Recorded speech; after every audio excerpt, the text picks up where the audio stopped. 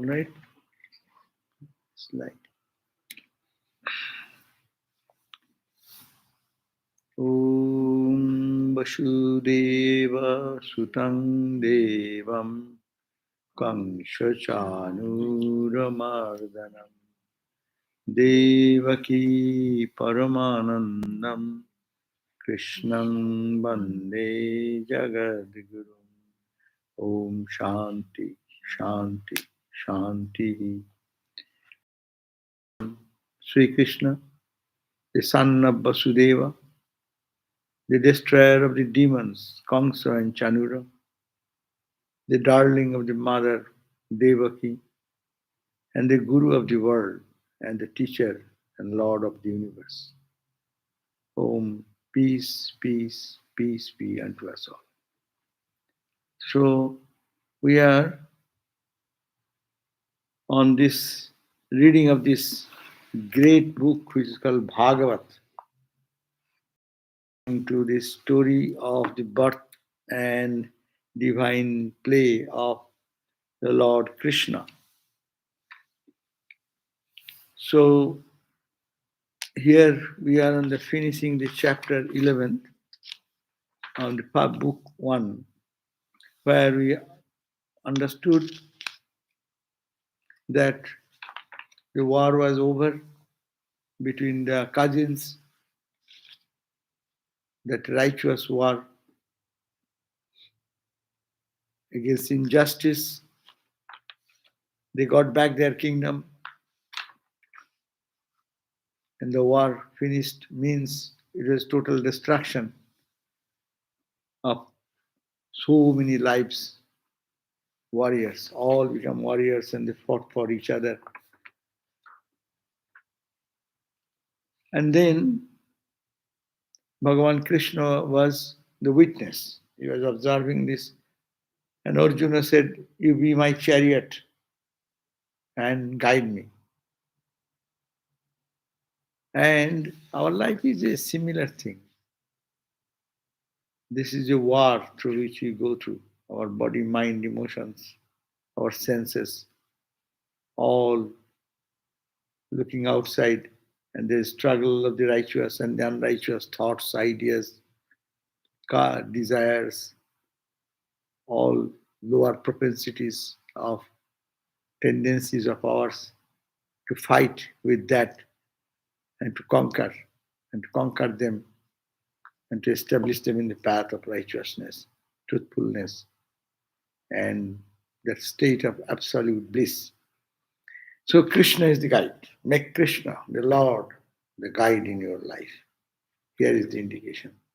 So when the war was over, then naturally the Krishna, who was born to help the humanity, he had his other calling.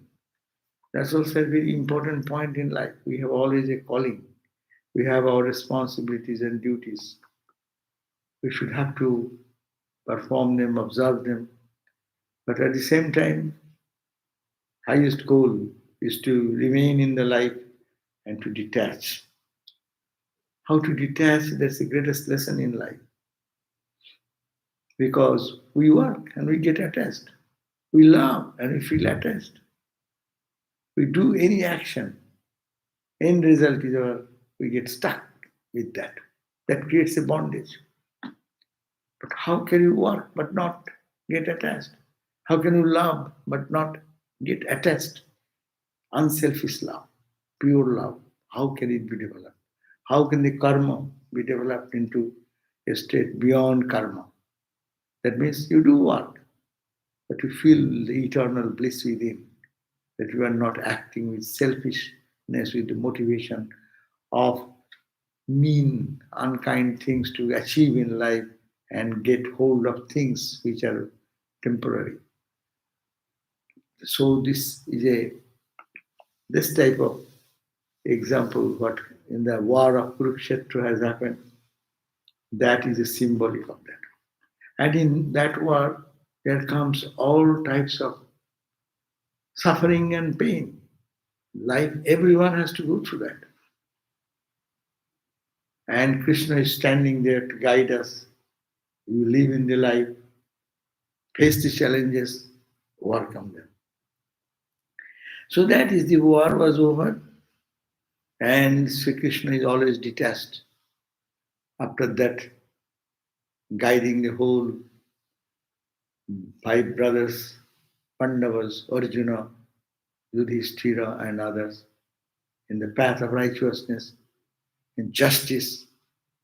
And then, war over, they become the king. And naturally, his duty is over. He didn't look back. Unselfish service to the world for the good of the world. So our life should be modeled in that way. Life is for giving. Life is not for taking. Life is for unselfishness. Life is not for selfish motivation. Selfish motivation is motivation in the lower level. Unselfishness, that motivation is the higher level, which one binds, another releases us from bondage. So that is the Krishna in the real life. He is now going back to his own kingdom in the eastern part of India, Dwarka.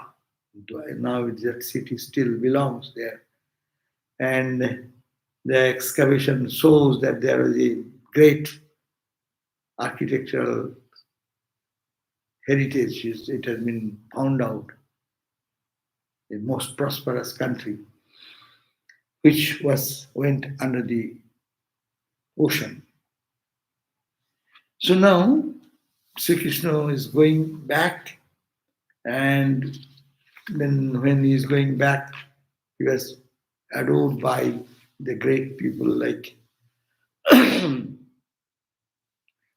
the great people like Bhishma, who is considered one of the most righteous holy person, and Mother Kunti, the mother of the five brothers, like that, and all that they praised him, and they are very sad that Krishna is leaving. And in the course of discussion, then Krishna left, and this chapter started. This chapter is a question from Saunaka, because we don't know the context, so it will be difficult for you. So I shall pass quickly, read out, because it's a big history. Mahabharata, that great book we should read, or you should watch on the movie, the Mahabharata episodes. How many episodes? Maybe more than 150 or 200. I don't know how much. Big, huge. And really, the entire episode of Mahabharata, you see how is the role of Krishna and how he is dispassionately watching the war, being in the war, guiding and doing that. And he himself not participating. That participating means the Vedanta says participation is drifting from your witness consciousness to the relative world. But witness consciousness means witnessing all the activities and not getting stuck, not getting attached. That is called pure Vedanta, manifested in the life of Krishna. Now, this question started, Birth of Parikshit, chapter 12, in Skanda 1. It says, Saunaka said, protection, that how this story came up. You're all unfamiliar, so I'm too difficult to start back again. See, this story began, this Bhagavat started. Where? There is a story that King Parikshit, a king was there, and he was very righteous. He was the descendant of this lineage of Arjuna. And then he was cursed by a sage. That story goes on. He was a king, very wonderful king of India.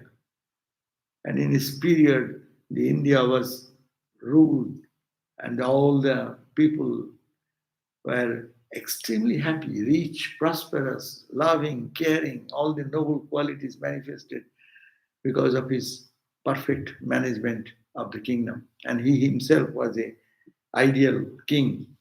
So when he was cursed by one sage as that you will live for 7 days only. So he took that as a verdict coming from God and thought, okay, 7 days, what shall I do now?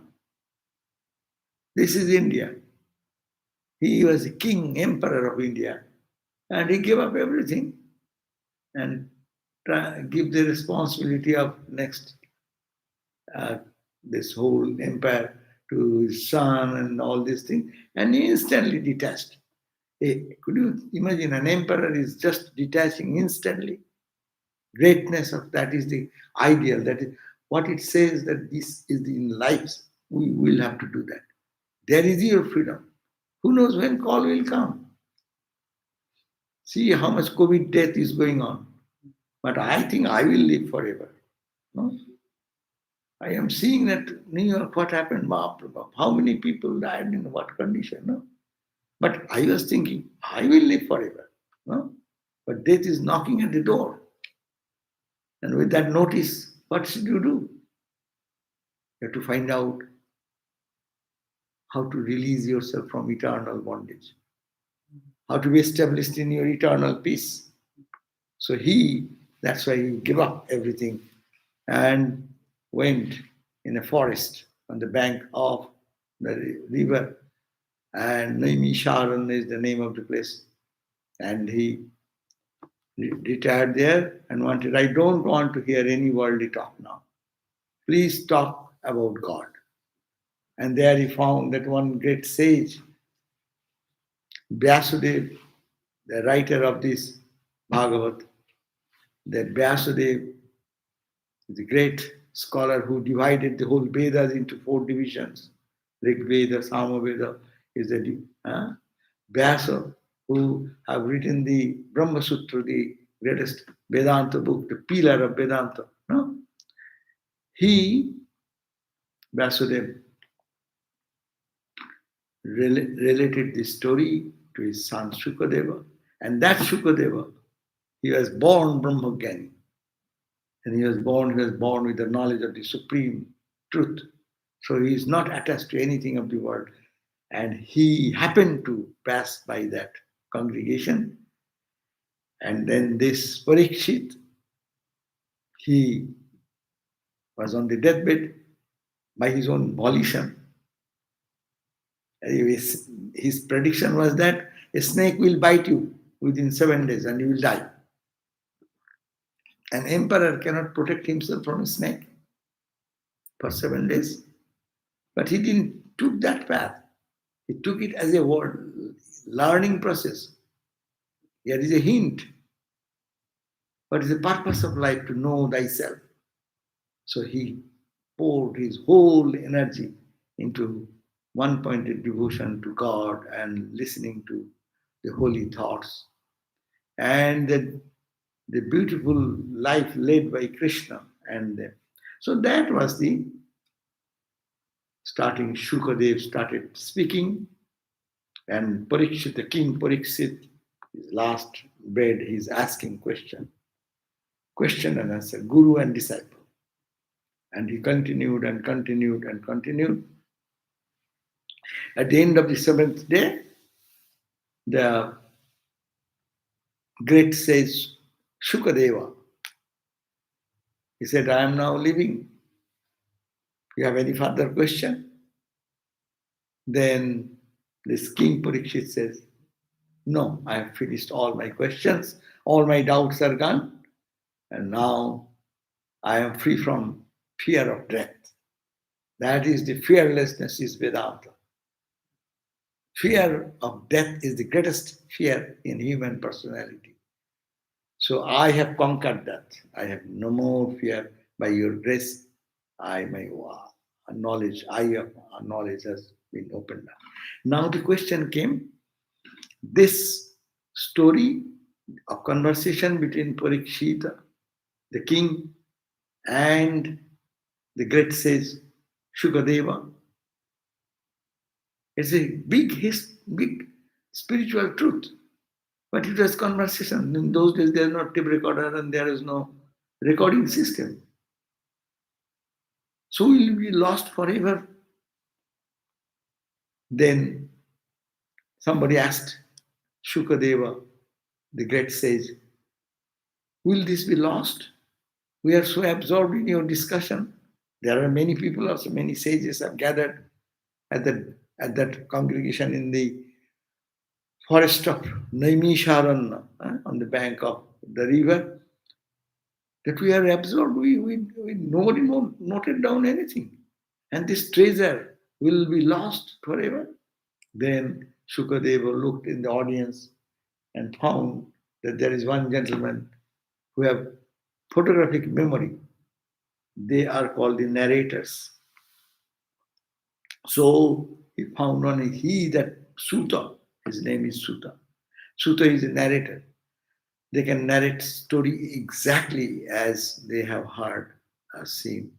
So he said, he will remember everything what I have said, and through that it will be transmitted and people will be able to recall. In the early days, there is no writing or all to hearing. That's why it's called Suti. So now that is the way we got this entire Bhagavatam. It's a conversation of 7 days conversation with whatever Shukadev and Parikshit king. Now here is the question of in the war before what happened, how the Parikshit was protected, because in the war everyone is killed. All the children of both sides are gone. Only one in the lineage of Arjuna is this Parikshit. But when she was in the womb of the mother, the opponent Aswathama, he sent a missile. Some type of weapon or mantra was there to destroy the child in the mother's womb. And seeing that there is no, this entire clan will be totally lost, so Bhagavan Krishna stood to protect that baby in the womb of the mother. So now that question has come, birth of the king Parikshit, this chapter, which is 12th chapter. Now Shaunaka said, it was said that the Uttara's womb was saved by Krishna from destruction after the Brahma missile, that's called Brahma missile, an invincible missile which nobody can resist. So that missile, but it's protected by Bhagavan Krishna. Released, the weapon was released by Aswathama, the great warrior, had almost destroyed it. We are now desirous of hearing all about the noble and high-souled one, about the birth, deed, and death, as also about his attainment of the supreme state after demise. We also want to know how Shuka happened to impart the spiritual knowledge to him. We who are endowed with faith in the Supreme Being are anxious to hear all this. Please tell us about these matters if you think us fit to be heard. So, this is the question in the congregation, and then Sutta was the narrator said. So, this question was how the Parikshita, who was destroyed almost, how he survived death. This Parikshit became the king of the country, and how he ended in this curse from the Brahmin boy. I want to hear all this. So these questions. Now the Sutta means the narrator who remembers all this conversation.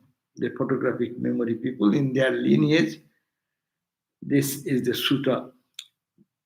He says, we are on this chapter, as I said, 12th chapter. And this book is page 52. And it is verse number 4, where Suto, the narrator, is describing. But he says, Dharmaraja ruled over the country as father over a family, being himself free from all worldly desires because of his practice of devotion to Sri Krishna. He said that after the war, the king, who became the king? Arjuna's elder brother. He became the king. So he ruled the country. How? That's the ideal king, as a father over a family, as a loving father takes care of the family.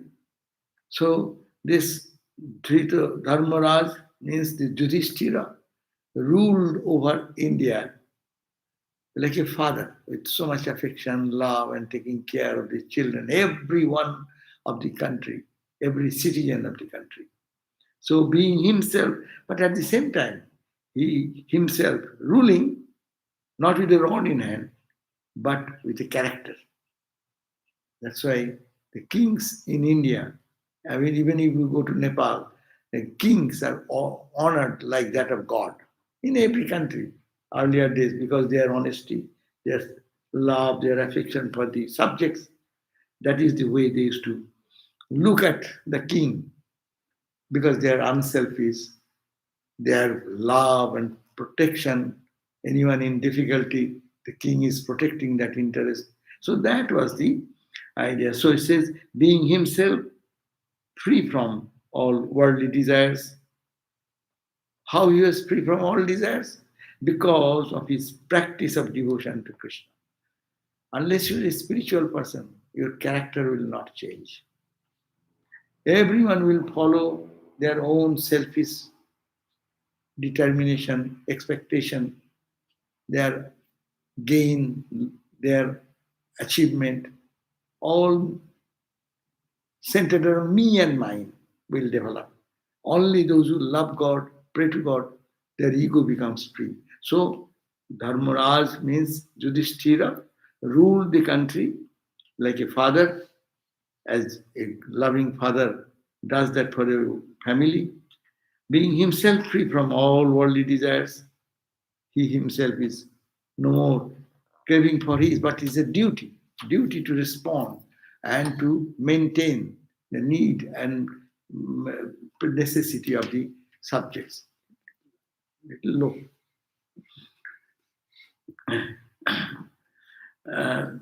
Now, unlimited wealth, the performance of jagnas, performance in jagna means what? In early days, you cannot live your luxurious life. You'll have to do offering to God every day. You spend hours together for performing home of fire. Home of fire, you know? Huh? Home of fire, you know? Is a fire ceremony in which you have to put the firewood and design the image of the ideal in diagram, make the diagram, put the and offer mantra, and then with the mantra you oblation into the fire, and then you offer it to God. So it is a ritual. It is a long ritual. They used to do every day those rituals. That's why I say, unlimited wealth he got, performed the jagnas, and jagna means this sacrificial fire. In early days, people can have the faith and believe, and they used to get it by austerity, by offering oblation to God in the fire. You can gain whatever material thing you want to gain. You can go to heaven, you can be king, you can attain anything as by other means. In this means to performing these fires, sacrificial fires. The higher realms resulting from them, brothers' kingship over the whole India, fame extending up to heaven. He was such a beautiful king, which is Yudhishthira after the war. He ruled the country. His fame went on all direction. And all these blessings failed to give him any joy to whose mind longed only for Krishna, just as a man suffering from a gawning hunger fails to get satisfaction from anything except food. So he was a king, but was seeking for God. He was loving God. His heart was panting for God, vision and experience. Then he continued, verse number 7. Parikshit, in his mother's womb, scorched by the flames of Aswatthama's Brahma missile, that missile which was destroying the baby in the womb of the mother, noticed a divine person. That is that baby in the womb. He saw there is a divine personality protecting him, and that is Krishna, Bhagavan Krishna, a divine person close by, and of the size of a thumb, immaculate, decked with a shining diadem of gold on the head. These are the description of Lord Krishna, Lord Narayana. You haven't seen the trinity of Indian gods? What? Brahma, Vishnu, and Shiva. Vishnu has a circular weapon, it's called chakra, gada, mace, and what? Lotus and other things. So that divine image appeared before the baby. Baby is seeing that there is somebody standing before him and protecting him. Extremely handsome, blue like a rain cloud, wearing a yellow cloth of lightning like a glitter, yellow cloth, lightning like a glitter, having four auspicious arms, wearing earrings of shining gold, having rosy eyes, and holding in hand a flaming mace, by whirling which he scattered the power of Brahma missile as the sun does the mist covering him. These are all very poetic description. As the sun destroys the mist, that means similarly, the weapon which is trying to destroy the baby, this missile, this round disc of weapon, is destroying that power of the missile. Such a person he saw beside him, and you wondered who he might be. The baby does not know who is that. But baby feels that he is scorching because of the attack of that missile, but there is someone holding and protecting the life. So live in our life also. We go through different situations. We know or do not know. Those who know, who have the heart, they can understand. There is a divine power always protecting us, unconsciously or consciously. You are conscious, then you can feel that. If you are conscious, then you can know that. You can find that. But when you are not, you cannot understand how God protects us every second, even from the birth.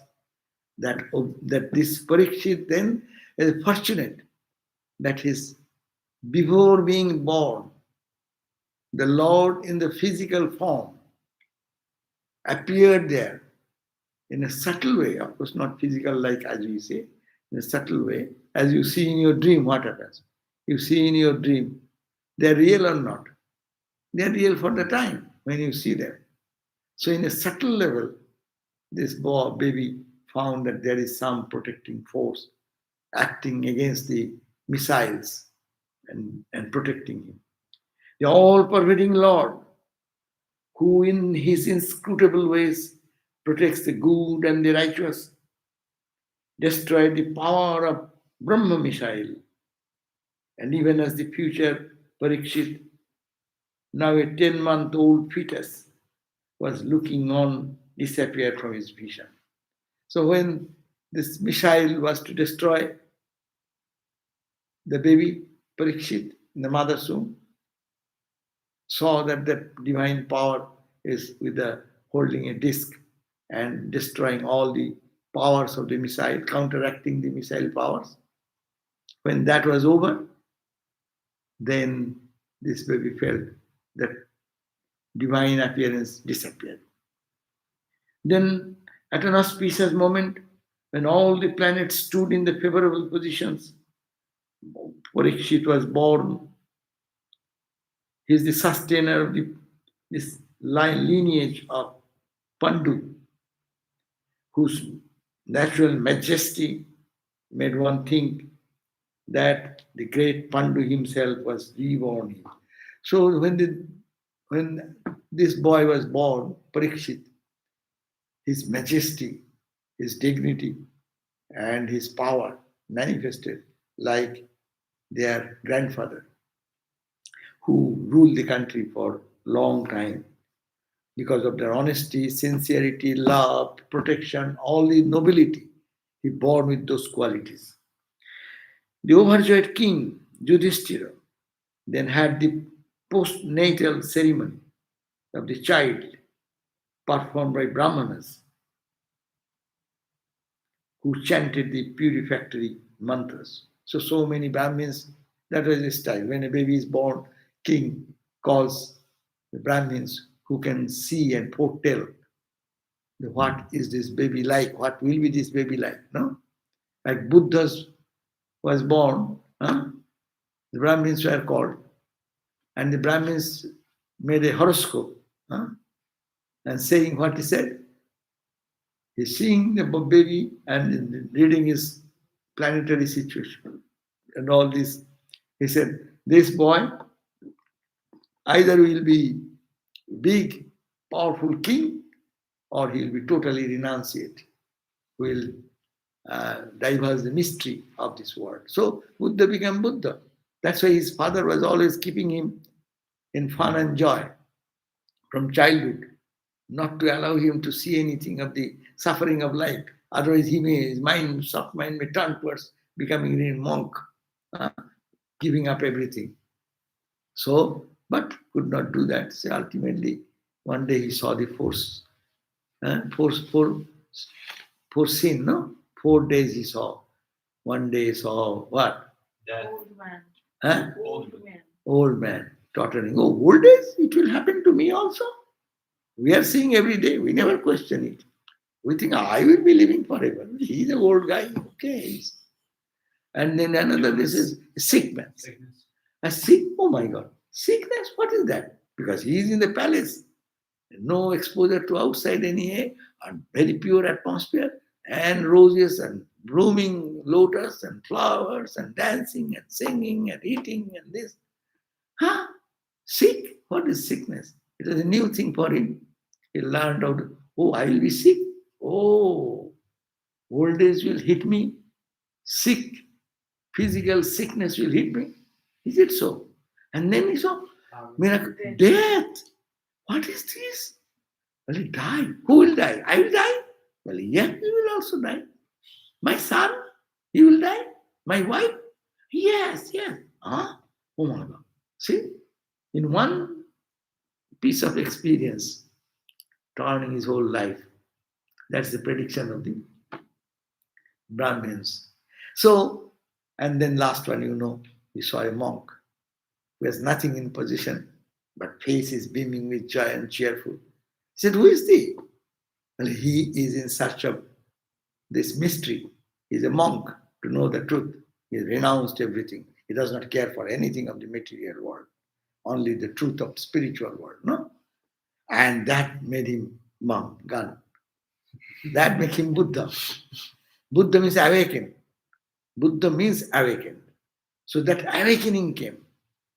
So this is actually exactly it happened as predicted by the, what you call the Brahmins. They're expert people. They know particular moment when you are born, what is the position of different planets and stars and planets. So that science is still now there. Sometimes it's called, what is called? Astrology. Jyotish in Sanskrit. And in English we call astrology. Astronomy, astrology. So astrology, is it all false? In most of the cases it is false because the calculation is wrong. Because exact time, exact things are necessary, to the accuracy. And if it is calculation becomes perfect, they can foretell what is going to happen. So anyway, so here also, as the Parikshit was born, so they call the greatest Pandits and Brahmins to see what is the fate of this. And they saw looking at this that auspicious moment, the planet stood in favorable position. There is born Parikshit to sustain the Pandu's lineage. Overjoyed king now, Yudhishthir, then had the postnatal ceremony, and then the Brahmins are invited and they chanted purificatory mantras, Vedic mantras and things. And then Yudhishthira who knew the value of the gifts of important occasion in life, now gave away at this most auspicious occurrence of the birth of the grandson. In every family when grandson is born, grandma, grandpa, they become very happy. So here is Yudhishthira is the grandpa and he is the king. So he became so overjoyed. So called the Brahmins, and there is a rule. When you call the Brahmins, give the gifts, best gifts you can give. See here also, giving. And so, in the family, countless gifts to Brahmanas. What are they containing?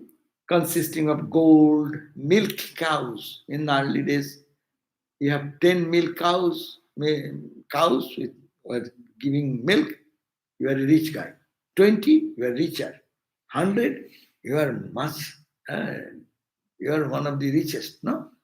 So giving away cow was one of the system of giving donation or giving some support to the Brahmins. And life was simple those days, no? People used to have little pure milk, vegetarian food, whatever, and then think of God. So it makes their life easy. So the king, Yudhishthira, then started giving away all these gold, milk cows, lands, villages, elephants, horses, and treated them to a splendid feast.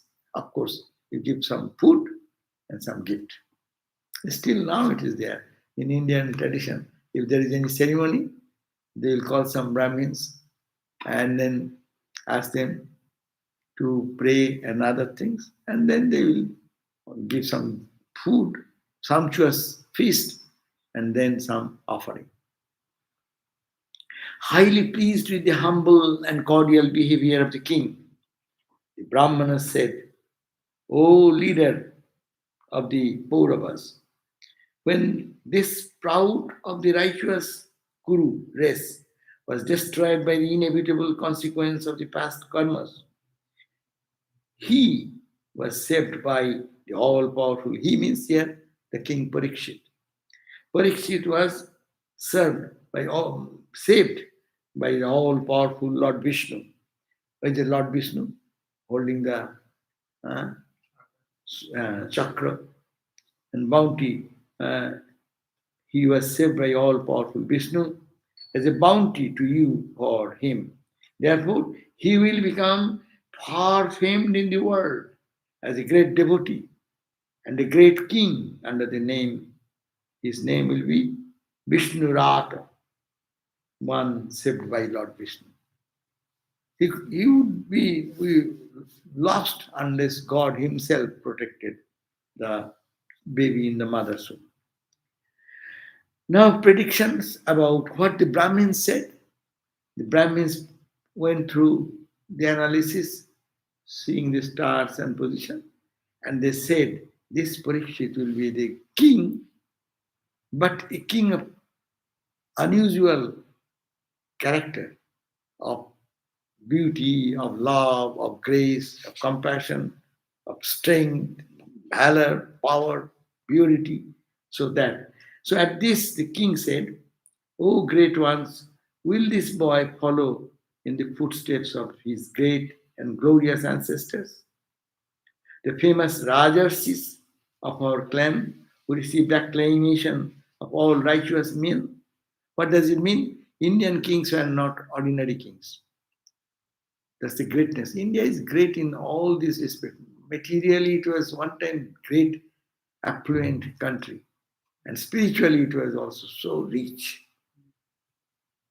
In between what happened that worldly way, in India became poor, but spiritually still that they retained that spirituality. So what happened? These kings were not like any other kings and barons in the West. They are king, but these kings are Raja and Rishi. Who is Rishi? Rishi means he is a seer of truth. They are Brahmagyanis. They are the knowers of truth. At the same time, for the good of the society, in the top of the country, they rule the country. You can imagine who is the topmost power. If he is a righteous person, loving, caring, compassionate, how the country will come, rule.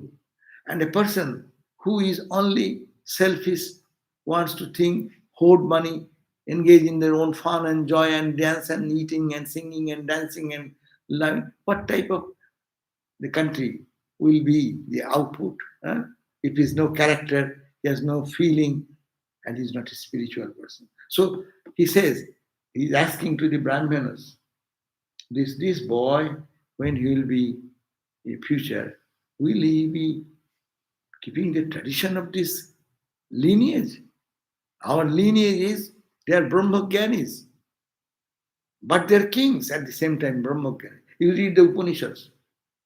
When you read the Upanishad, you see all these great dictums of the Vedantic expressions. But who are these people? They are not sannyasis, they are not monks. Major people of them are householders. They are married, they live in their life, but excel all the limitations of life and known the truth. And these, even the Brahmins used to come to these kings to know about Brahman, to put some spiritual question. What is God realization? How can we realize the truth? So these kings are not mere kings with weapons and arms, but they are so great and deep in their profound spirituality. So he asked the Brahmanas, please, how this boy will be? Will this boy be keeping the glory of the lineage? And will they be knowers of truth, Brahmagyanis? And also the ruler at the same time, knower of truth. Will that be? Or mere a ruler? So, in response, the Brahmana said, O son of Kunti, and he is addressing Yudhishthira, the elder brother. All the 5 brothers are there. In protecting his subjects, he will be like the king Ikshaku himself. Each word will take one class to explain who is Ikshaku. Ikshaku ke? Ikshaku is the Rama's father Dasharatha. Ikshaku Vamsha. Anyhow, he will be the greatest king when the question of protecting the interest of the subjects. He will give his life for protecting the interest of the subjects. If anywhere anything is there, he is there to protect the interest of the person. Citizens. In reverence for holy men, you are king, but your king does not mean anything. If any holy man come, you should prostrate. That's the India. India, the king bows his head before one naked fakir. Swami Vivekananda is a wandering monk, the king of Khetri and others. They bowed down their head at the feet of their Swami Vivekananda, who is a wandering monk, have nothing in possession. That is the greatness in India. Tyaga, renunciation is worshipped and respected at the top. The king will bow down his head. So that he will be like that. In protecting the subjects, he will be like Ikshaku. In reverence for holy men and in truthfulness, he will be equal to Rama. Rama is a king, but what type of king? He is in reverence, he is respectful for the holy people and also truthful in his own character. In charity and affording protection to refugees who takes refuge in him, to protect him and giving charity, he will be like an emperor, Sibi, the king of the Ushi Naras. In this story, you do not know. Sibi gave up his own flesh of the body. bite and take pinch by pinch to serve others, hungry. So, that type of dedication will be in the life of this Parikshita.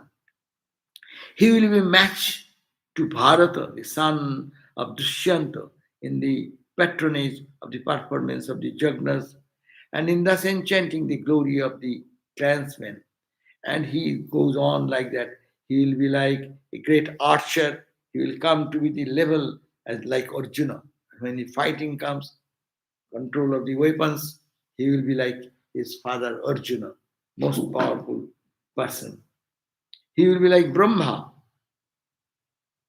creator God, impartial to all, in giving boons and blessings readily. He will be like Shiva, Maheshwara, in affording protection to all.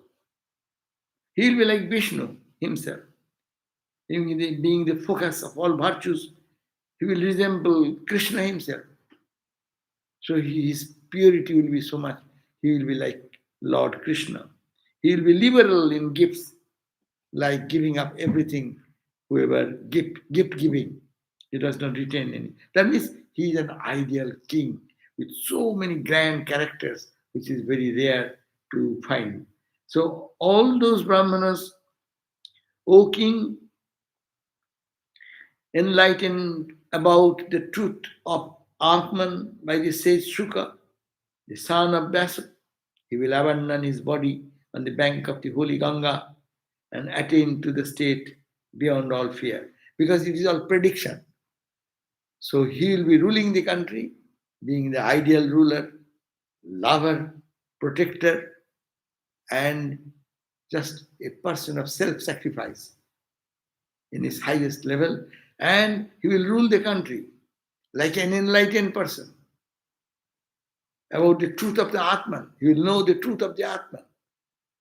And by the end, he will abandon his body at the bank of the city of Holy Ganga, as I said in my beginning, and the forest of Naimisharanya, the name of the forest, which is running on the bank of Ganga, the river. Their prediction is that he will leave his body there on the bank of Ganga. All those Brahmanas were masters of astrology and horoscope reading, advised the king thus, and receiving rich presents from him, from the king Yudhishthira, he returned to the Brahmins returned to their homes. He will become famous in the world as Parikshit.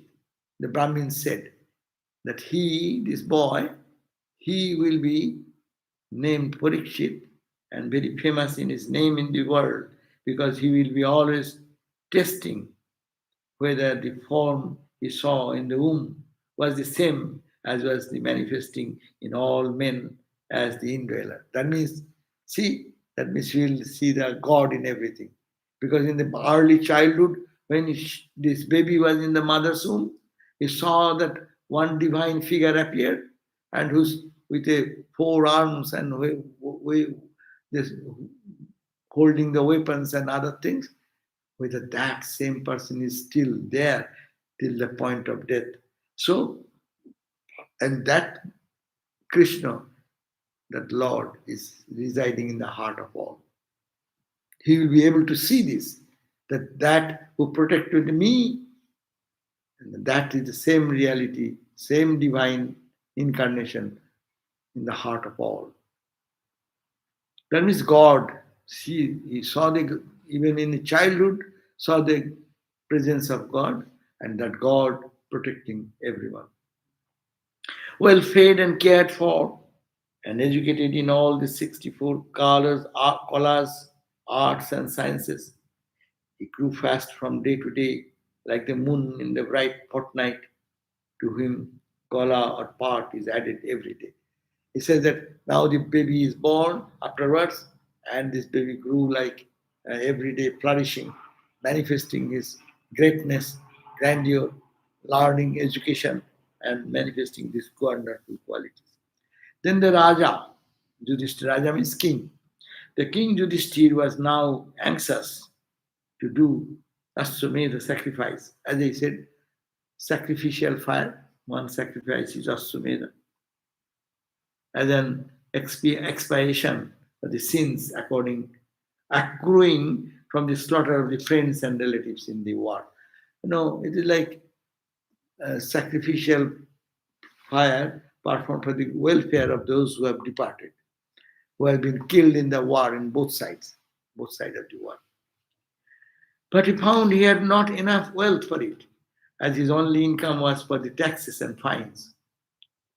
Coming to know of this desire of his brother, as directed by Sri Krishna, went on expedition to the north and brought a huge quantity of golden vessels and other valuables abundant by the king named Maruta. With the wealth so acquired, Yudhishthira worshipped the Lord, performing 3 Ashwamedha sacrifice to be free from the fear of sin for causing the death of his own friends, relatives, and clansmen. This is also the beauty. He is performing some sacrificial fire, they call Ashwamedha. What for reason? For the well-being of those who have lost their life in the war. Both parties, his side and other side.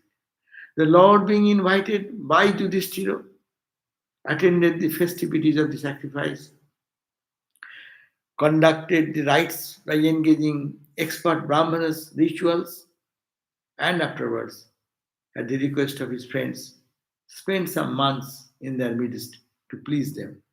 Then, permitted by Draupadi, Dharmaputra, and others, he returned to Dwarka, accompanied by Arjuna and his Yadava retinue. Now, here he said that in this great sacrifice, where Yudhishthira, the king, was performing this for the welfare of the departed who have left their body in the war, he invited this Arjuna, Yudhishthira invited Krishna, Bhagavan Krishna again to come. And he came and attended that program and spent some time, some months, and they are very happy getting back God, Krishna with them. And then after that, he took buy from them and Krishna went back again. So there ends the chapter 12. So we can read further 13th chapter unless there is any question. After Shukadeva left, did the king get bit by a snake and die? After Shukadeva left? Did the king get bit by a snake and die? Yeah. Because that is the 7th day. When the 7th day is approaching, so Shukadeva is very soft. No, spiritual people become very soft. They cannot bear the suffering of others. So he does not want to see the last biting of the snake and this and that. There's a beautiful description that the snake will bite. But that's why Shukadeva asked, have you any more question? Any further question?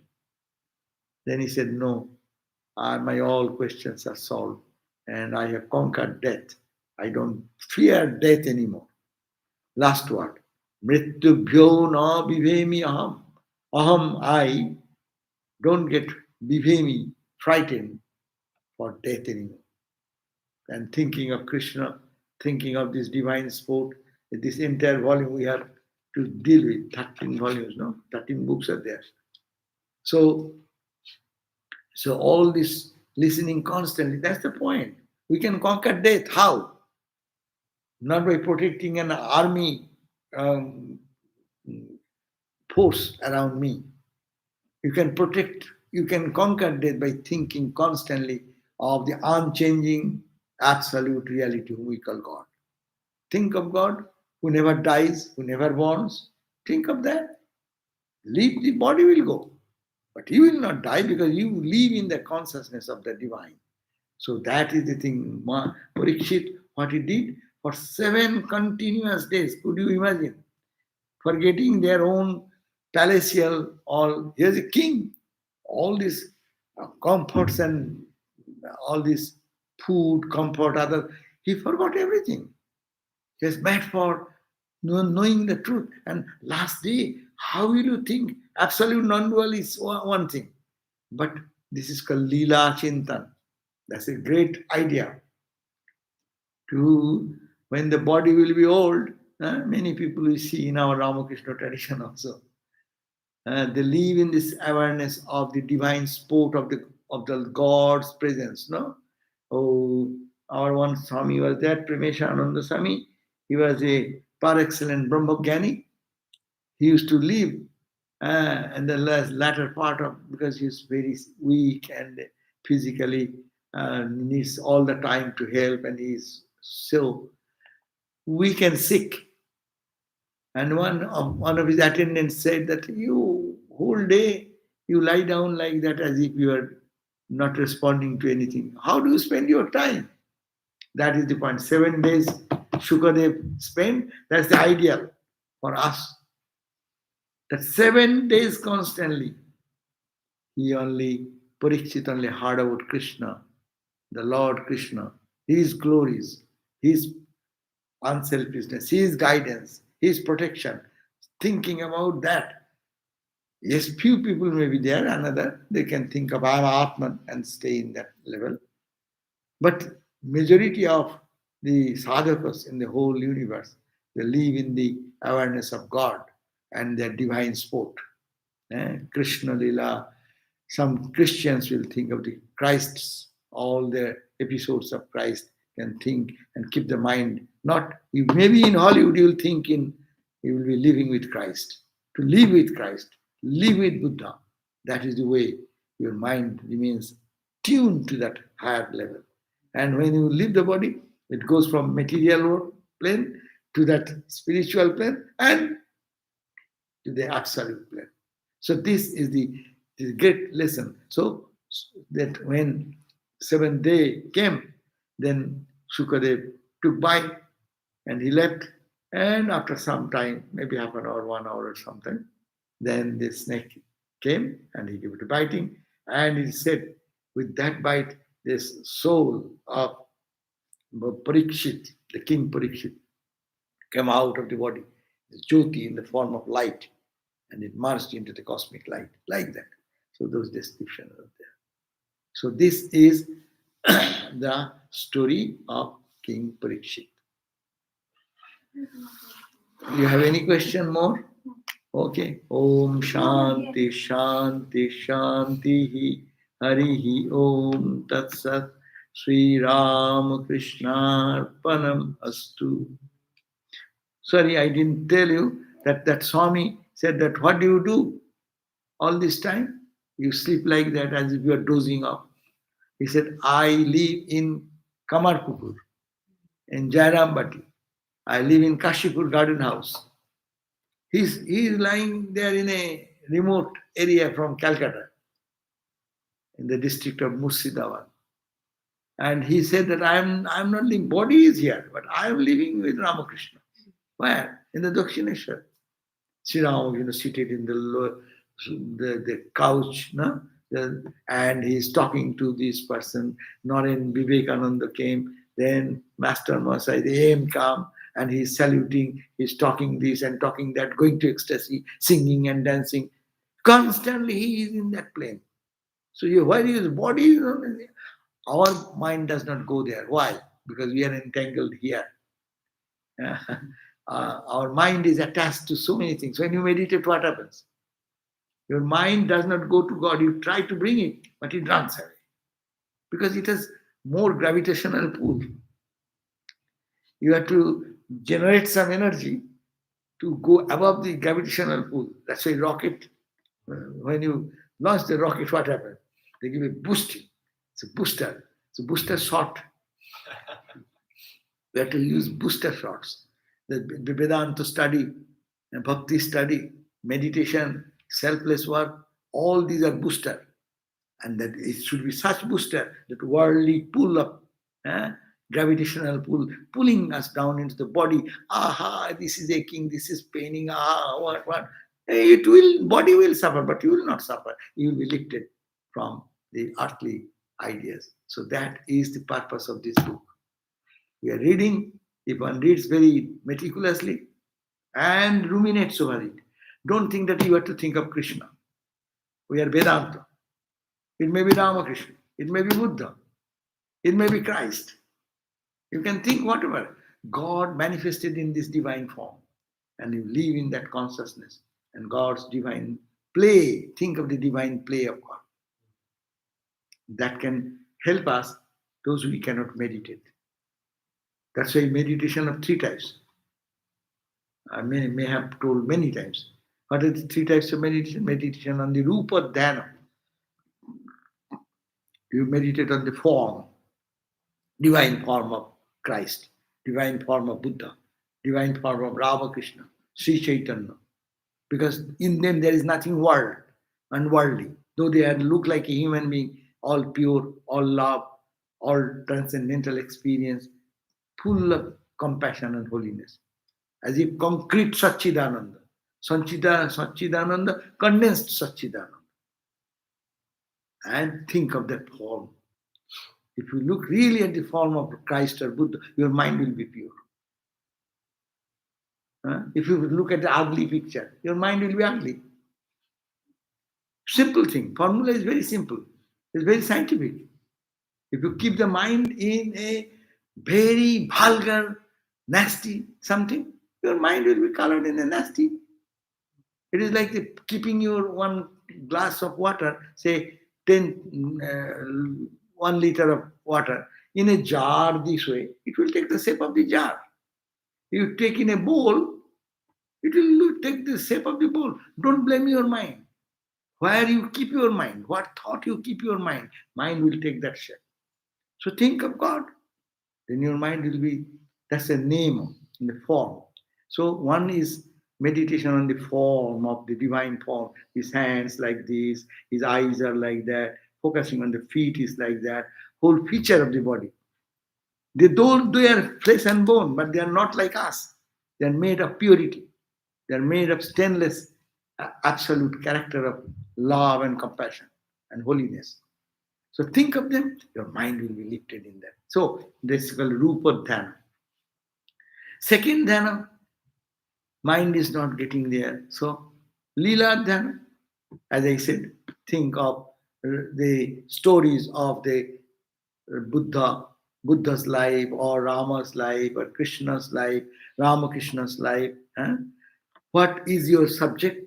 Regarding that, you roam around in that thought and let the mind run here, run there. Mind wants to run. And you are trying to stick. No, come back to the form. Mind is not coming. So give mind some tool. Okay, go there and see Ramakrishna is dancing. You want to dance? Okay, dance with him. So you are helping the mind to play in the way God played in a realistic life. So that's called the Leela Dhyana. And the third one is the Tattva Dhyana. Your mind wants to go anywhere? Think that, let the mind go. Where? Let it go to London. Okay, you think there, whatever picture coming, but think that is made of Satchidananda. Let it go to New York, Boston. You want to run anywhere, to a friend. Feel that the friend is nothing, but is made of that Satchidananda. Think of the ocean of consciousness everywhere. That is called Tattva Dhyana. So these are the three types of dhyana meditation people can practice. And according to their mood and temperament, they can take advantage of either one or two or all of them. We in Vedanta, we try to harmonize everything together. Anyhow, now one question is there. There are so many narrators like Sutta, Saunaka, Shuka. Is it because they are quoting others? Please clarify. No, the suttas, sutta is a lineage, narrator's lineage. Means there are a class of people who could narrate the things in a perfect way. Exactly. Maybe many people can remember something. But how to exactly remember where without any editing, that type of people are a class by themselves. In that name, there will be not one sutta. Suppose this incident, what we read today, it was first happened with the Parikshit, and then Sukadev came there, and Sukadev gave the advice. Okay, understand. Now it, how do you, it retained after thousands of years. How it is retained? So one narrator remembered that, and then they narrated to the others in their family or some such special people who could listen and remember and correct themselves again and again. That's why our Upanishads are maintained. How? Upanishads are maintained because of the diacritical mark and chanting in a particular way, and you have to do exactly like that. So probably that is the way the tradition has been handed over to one to the other to the other. But they are all called suttas, all sutta. But suttas names are different. One is X, Mr. X, Mr. Y, Mr. Z. So that tradition, whoever in that category who have that incredible memory, so those people are called Sutta family. So in them, these are the different names. So different names means different person handed over the that experience or that stories to the next generation, next generation. You go to India, you will find that there are Bhagavat readers. They will not look at the book. They'll take some Bhagavat in mind and go on explaining. And hours are hours. And people will be astounded to see their stories, how they relate, how they narrate. That's called the narrator. Okay, thank you. So we end here. Then we'll meet you again. Thank you for attending. We'll meet you again at the 7:30 p.m. Class is on Santi Gita. That's also related to this Abhimanyu and others. Shanti Gita. Because Abhimanyu now will grow, no, that Abhimanyu is father, no? No, Janmaja is his father. Janmaja is father. And his father? Parikshit is his father. Parikshit, Janmaja, Abhimanyu. Abhimanyu. So, okay. No. Abhimanyu is Arjuna's son. Abhimanyu's son is Parikshit. So Abhimanyu was killed. Yes. So Abhimanyu was killed. That means he is his father. This we are talking about whom today? Abhimanyu's son. Abhimanyu's son. Son Parikshit. Yes. Is the Shanti Gita part of a larger collection of texts, or is it by itself? It is. We searched about that, but it is. There is a reference in the Bhagavat as also in Mahabharata that Abhimanyu was killed. Yeah. And when he was killed, naturally, you see, if Abhimanyu is killed, his father's situation, what will be? He is totally devastated. Abhimanyu is not an ordinary person. He was a great warrior. And the 7 big warriors. In those days, war was not from a distance. It was face-to-face war, no? The 7 big warriors encircled him and attacked him in an unfair way of war. So that he was killed. And that's why Arjuna, when he heard that his only precious son, he has been killed, so he lost all interest for tomorrow's fight. And then he actually approached, he was taken to Krishna. And Bhagavan Krishna then gave the same advice like Bhagavad Gita. Well, the reason I asked is because I Googled the Shanti Gita and I couldn't find any information on it except for your class. And so I asked Rupanandaji and he said he'd never even heard He never knew, I also didn't know, but we came to know this way. Okay. And you can find in this book also, in Bhagavad also there is reference. Okay. And Mahabharata there is a reference. But not exactly what he said. It is no in between some story. And it has come and it is said in some remote corner, not as part of this Bhagavat, neither the part of Mahabharata. So it is set up in a separate text. How it is maintained, I do not know. That's why no English translation yet. I see. Okay. So I am trying to do this translation. So it may come out as a book form sometime. Okay. Cool. So the original Sanskrit and the word for word meaning and the running meaning, and with a small footnotes here and there. So we'll try to do that so that people can access that. It is only one in Bengali there is, because Bengali Pandits were very great in probing into the things. And there is one in Bengali script, original, and his translation and his explanation. So very highly Vedantic book. But that is not available. We searched in, like you Google searching and doing here and there. Google helps us everywhere, It does. but could not do much here. Om Shanti, Shanti, Shanti. Peace, peace, peace.